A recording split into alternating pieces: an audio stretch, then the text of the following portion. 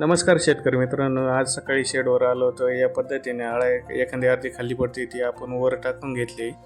पूर्णपणे आळ्यांचं निरीक्षण करून घेतलं की आज आपला शॅम्पल पडतो की नाही. कारण चौथा उपवास सोडल्यानंतर ही आपली 11वी फीडिंग होती. शक्यतो 12वी फीडिंग नंतर शॅम्पल पडतो आपला आळ्यांचा, पण साईज चांगली असल्यामुळे आपल्या आळ्यांचा शॅम्पल हा पडू शकतो. त्यानंतर तो त्याचा पाला कट केलेला हा शेडमध्ये पूर्ण वाहून टाकला. ऊन पण भरपूर पडलं होतं, मग त्यामुळे आपण शेडवर या पद्धतीनं पाणी चालू केलं, जेणेकरून शेडमध्ये आपलं टेम्परेचर राहणार नाही, शेडमधलं वातावरण पण मेंटेन होईल.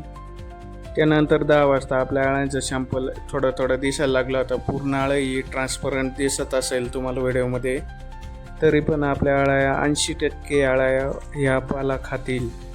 जवळपास या आळ्यांनी 2 एकर पाला खाल्लेला आहे, त्यामुळे शॅम्पलवर पण लवकरच येतील. त्यानंतर आपण तुतीचा पाला कट करून शेडमध्ये आणलेला पूर्णपणे टाकून घेतला.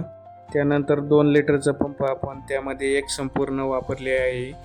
अशा आपल्याला 4 संपूर्णाच्या बाटल्या लागलेल्या आहे. ज्या शेतकऱ्यांकडे पाला शिल्लक असतो त्यांनी एवढ्या लवकर संपूर्ण मारू नये. आता माझ्याकडला पाला संपला होता, त्यामुळे मी संपूर्ण पण मारून दिल्या. संपूर्ण मारून पण आपली संध्याकाळची फीडिंग पण होणार आहे. तर या पद्धतीने आपण सर्व बेडवरती संपूर्ण मारून घेतलं. तर आपण 200 लिटर पाण्यामध्ये 1 फॉर्मेलिन टाकून चंद्रिका पूर्णपणे धुवून काढणार आहे. मागली बॅच गेल्यानंतर आपण या ब्लिचिंग पावडरने धुवून काढल्या होत्या, तरी पण आपण फॉर्मेलिननं या स्वच्छ करून घेणार आहे.